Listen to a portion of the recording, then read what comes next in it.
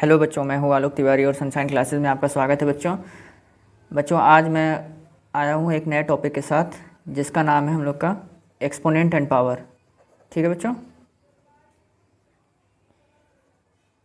Exponent and power. ठीक, अब exponent and power को समझने से पहले देखिए, सबसे पहले हम लोग जानेंगे कि एक्सपोनेंट एंड पावर होता क्या है बच्चों। ठीक है, तो इसके लिए एग्जांपल देखिए। जैसे मान लीजिए दे दिया जाए 5 और उस पर पावर ऐसा लगा दिया है 3। ठीक है, इस तरह से करके लिखा हुआ है। तो अब इसको पढ़ेंगे क्या, किसको क्या कहते हैं। तो देखिए बच्चों, ये जो 5 लिखा हुआ है इसको हम लोग कहते हैं बेस। ठीक है, और ये जो ऊपर में 3 लिखा हुआ है इसको हम लोग कहते हैं पावर या फिर इंडेक्स। पावर कहिए या इंडेक्स कहिए, बात एक ही है। ठीक है, और इसको पढ़ेंगे कैसे, तो इसको पढ़ने का जो तरीका है 5 टू द पावर 3। ठीक, मैं यहाँ लिख देता हूँ। इसको हम लोग पढ़ेंगे 5 टू द पावर 3। ठीक है बच्चों, सेम उसी तरह जैसे मान लीजिए दे दिया जाए 2/3 की पावर 6। ठीक है, तो इसको क्या कहेंगे 2/3 टू द पावर 6। ठीक है, 2/3 टू द पावर 6। ठीक, तो ये हो गया पढ़ने का तरीका। अब इसमें देखिए बच्चों, कुछ ज़रूरी इंपॉर्टेंट रूल्स होते हैं, उसके बारे में हम लोग अब जानेंगे। तो सबसे पहला जो रूल होता है रूल नंबर 1। ठीक है, अब इसमें रूल नंबर 1 में आपका ये है कि जैसे मान लीजिए इसमें बेस सेम हो। ठीक है, कुछ इस तरह से अगर लिखा मिल जाए, देखिए यहाँ पर x to the power a है, मल्टीप्लाई है x to the power b है। ठीक है बच्चों, तो इसमें भी देखिए बेस जो है आपका x है और इसमें भी बेस आपका x है, लेकिन पावर देखिए दोनों में अलग अलग है। यहाँ पे पावर a है और यहाँ पे पावर b है। तो जब ऐसी सिचुएशन आ जाती है तो इसका फार्मूला होता है आपका, जब बेस सेम हो और बीच में मल्टीप्लाई हो और पावर अलग अलग हो तो पावर्स आपस में जो है ऐड हो जाती हैं बच्चों।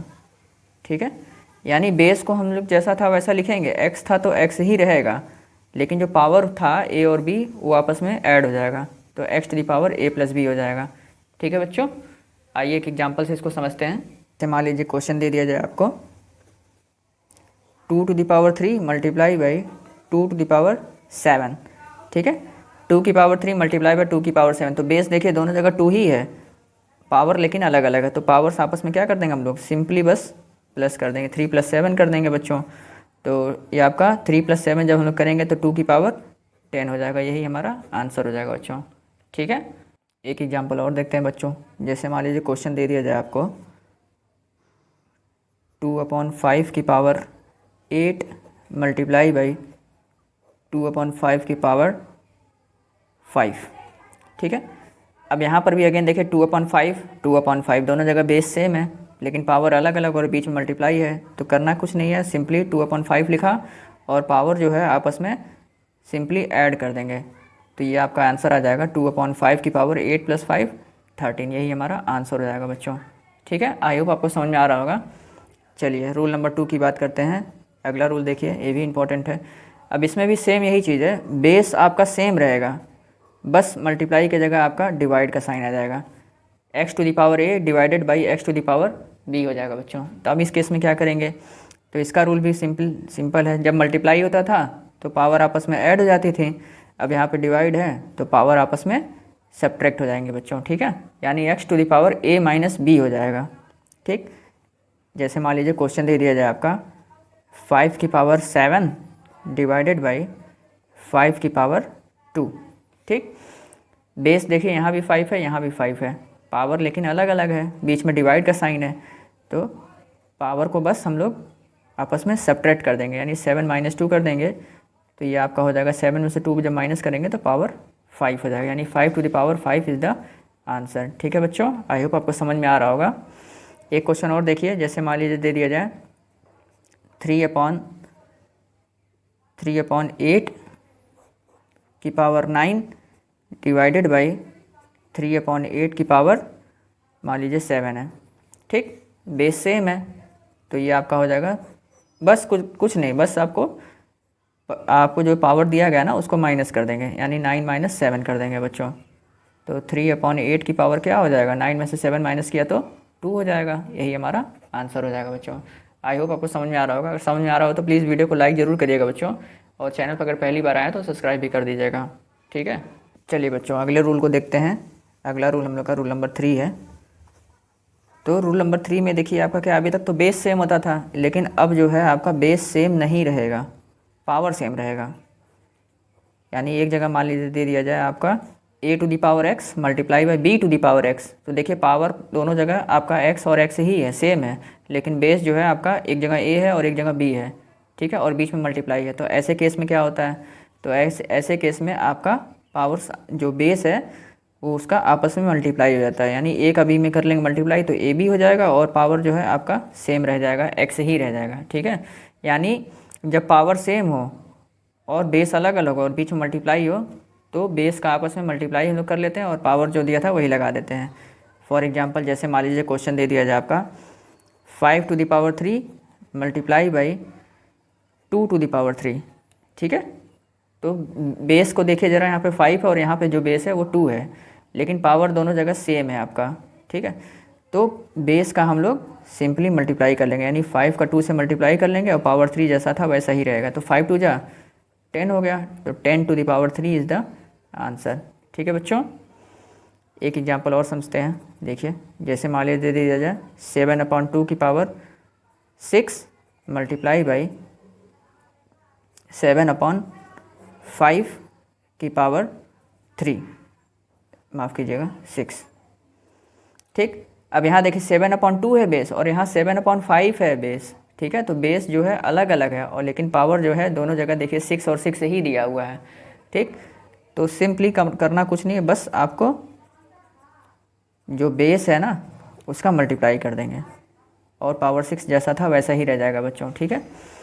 तो क्रॉस में चेक करते हैं, कुछ नहीं कटने वाला है, तो 7 का 7 में मल्टीप्लाई करिए तो 7 7 जा आपका 49, और 2 का 5 में करिए तो 2 5 जा 10 हो जाएगा, और पूरे की पावर 6 हो जाएगी। यही हमारा आंसर हो जाएगा बच्चों। आई होप आपको समझ में आ रहा होगा। अगर समझ में आ रहा हो तो प्लीज़ वीडियो को लाइक ज़रूर करिए बच्चों, और चैनल पर पहली बार आए हैं तो सब्सक्राइब भी करिएगा, ओके। चलिए बच्चों अगले रूल को देखते हैं। ये हम लोग का रूल नंबर 4 है, ठीक है। अब इसमें क्या है, सेम रूल नंबर 3 के जैसा ही बेस इसमें आपका अलग अलग रहेगा, ठीक है, लेकिन बीच में डिवाइड रहेगा। बेस अलग अलग रहेगा, बीच में डिवाइड रहेगा, और पावर सेम रहेगी, यानी a⁴x डिवाइडेड बाई b⁴x, ठीक। तो इस केस में क्या करेंगे, तो सिंपली आपको बेस का डिवाइड कर लेना है और पावर जो थी वही रह जाएगी बच्चों, ठीक है। यानी a⁴x divided by b⁴x equal to हो जाएगा आपका a/b की पूरी की पावर x, ठीक है। एक एग्जांपल समझते हैं। जैसे मान लीजिए दे दिया जाए 8⁵5 डिवाइडेड बाई 2⁵5, ठीक है। अब देखिए यहाँ पे बेस 8 है और यहाँ पे बेस जो है वो 2 है, लेकिन पावर दोनों जगह सेम है। तो करना कुछ नहीं, सिंपल आपको जब बस बेस को आपस में डिवाइड कर लेना है और पावर जो था 5 वो रह जाएगा, ठीक है। अब ये देखिए 2 1 जा 2 और ये हो जाएगा सॉल्व, 2 4 जा 8, यानी ये 4⁵5 आ जाएगा इसका आंसर, ठीक है बच्चों। एक एग्जांपल से और समझते हैं। जैसे मान लीजिए दे दिया जाए 2/3 डिवाइडेड बाई आपका 16/9, ठीक है। अब बेस देखिए यहाँ 2/3 है और यहाँ पे 16/9 है, ठीक है, लेकिन पावर सेम है। तो बेस को हम लोग को डिवाइड करना है, यानी 2/3 डिवाइडेड बाई 16/9, और इस पूरे की पावर हो जाएगी 8, ठीक है। अब फ्रैक्शन वाली वीडियो में मैं आपको ऑलरेडी समझा चुका हूँ कि जब फ्रैक्शन का डिवीज़न करते हैं तो सबसे पहले डिवाइड के साइन को मल्टीप्लाई के साइन में हम लोग को कन्वर्ट करना रहता है, और मल्टीप्लाई के साइन में जब ये कन्वर्ट करेंगे तो उसके बाद का जो फ्रैक्शन दिया उसका रेसिप्रोकल हो जाएगा बच्चों। यानी इसको हम कुछ इस तरह से लिख सकते हैं, 2/3 मल्टीप्लाई बाई 16/9 है, तो ये हो जाएगा आपका 9/16, और पूरे की पावर आपका 8 रह जाएगा। अब क्रॉस में चेक करेंगे, जो सॉल्व होने लायक रहेगा उसको कर देंगे, तो 2 8 जा 16 हो गया, 3 1 जा 3 और 3 3 जा 9 हो गया बच्चों। ऊपर में आपका देखिए 1 और 3 बचा, तो 1 3 जा 3, और नीचे में 1 बचा 8 बचा, तो 1 8 जा 8 हो जाएगा, यानी 3/8 की पावर 8 हो जाएगा बच्चों। यही हमारा आंसर हो जाएगा, ठीक है। आई होप आपको मेरी ये वीडियो ज़रूर समझ में आई होगी। अगर समझ में आई हो तो प्लीज़ वीडियो को ज़रूर लाइक करिएगा बच्चों, दोस्तों के साथ शेयर भी करिएगा और चैनल को सब्सक्राइब भी करना ना भूलिएगा। ठीक है, मिलता हूँ मैं आपसे अब अगले पार्ट में, तब तक के लिए थैंक यू सो मच बच्चों।